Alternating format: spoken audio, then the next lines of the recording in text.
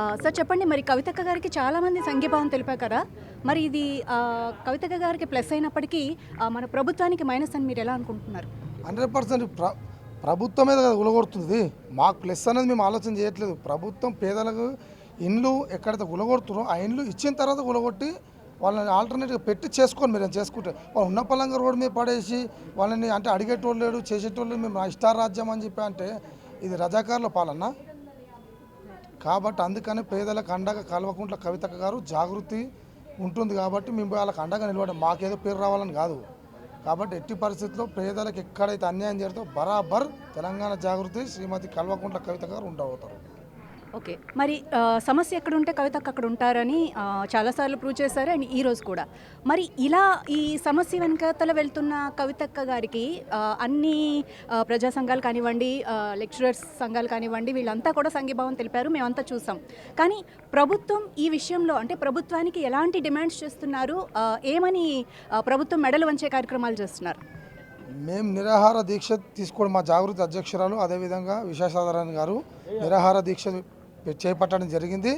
ఖచ్చితంగా వాళ్లకు ఏదైనా ఆల్టర్నేట్గా చూపించిన తర్వాతనే ఇండ్లు ఇంకా వాళ్ళకు సౌలత్తు గృహాలు కానీ ఇంకా ఇండ్లు కట్టించిన తర్వాతనే అక్కడి నుంచి వెళ్తామని చెప్పి నిన్న హామీ ఇవ్వడం జరిగింది. బరాబర్ అప్పటిదాకా మేము నిరాహార దీక్ష చేస్తామని చెప్పడం జరిగింది.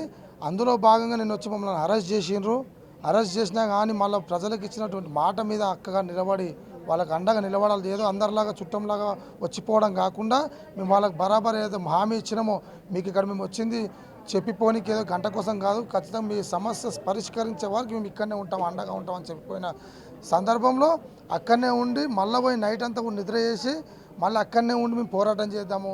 వాళ్ళని ప్రజల ఏదైతే గవర్నమెంట్ని మెడలు వంచి మేము పనిచేద్దామనే ఆలోచన ఉంటే పోలీసు వాళ్ళు దౌర్జన్యం చేసి 500 మంది పోలీసులు వచ్చి అక్రమంగా అరెస్ట్ చేసి మమ్మల్ని తీసుకొచ్చి హైదరాబాద్ తరలించడం జరిగింది. రైట్ సార్, మీరైతే న్యాయం చేయాలని అడుగుతున్నారు. ఎలాంటి న్యాయం డిమాండ్ చేస్తున్నారు అండ్ ప్రభుత్వం దీని గురించి ఏమంటుంది? 100% వాళ్ళకి ఎక్కడైతే ఇండ్లు కూల్చవేసిర్రో అలాంటి ఇండ్లు ఆల్టర్నేట్గానే సరే ఫస్ట్ ఇండ్లు కట్టించిన తర్వాత వాళ్ళని అక్కడి నుంచి తీయాలి. ఇమ్మీడియట్లీ వాళ్ళకి సౌకర్యాలు కల్పించాలి. ఇమ్మీడియట్లీ వాళ్ళకు మెడికల్స్ సంబంధించిన అన్నీ చూపించాలి. ఇమ్మీడియట్లీ వాళ్ళ పిల్లల స్కూల్ సంబంధించి అన్నీ చూపించాలి. ఇమ్మీడియట్లీ వాళ్ళకి ఆర్థికంగా కూడా వాళ్ళని ఆదుకోవాల్సిన అవసరం ఉంది. అదన్నీ కూడా వాళ్ళకి అష్యూరెన్స్ ఇస్తే ఖచ్చితంగా మేము వెనుకకు తగ్గుతాం. లేకపోతే అప్పటి వరకు తగ్గేదేదో ప్రభుత్వం ఎంతవరకు అయితే అంత పోరాటం చేయడానికి సిద్ధంగా ఉన్నాం. మరి దీని గురించి మీరు ప్రభుత్వ పెద్దలతో మాట్లాడారా? వాళ్ళు ఏమంటున్నారు? ప్రభుత్వ పెద్దలతో మాట్లాడే అవకాశం మాకు ఏడిస్తున్నారండి. అరెస్ట్ చేస్తున్నారు పోలీసు వాళ్ళు ఎంతవరకు. ఇప్పుడు మేము మా జాగృతి ఆఫీస్లో వచ్చి మేము నిరాహార దీక్ష చేస్తుంటే ఇప్పుడు కూడా చూడండి వందలాది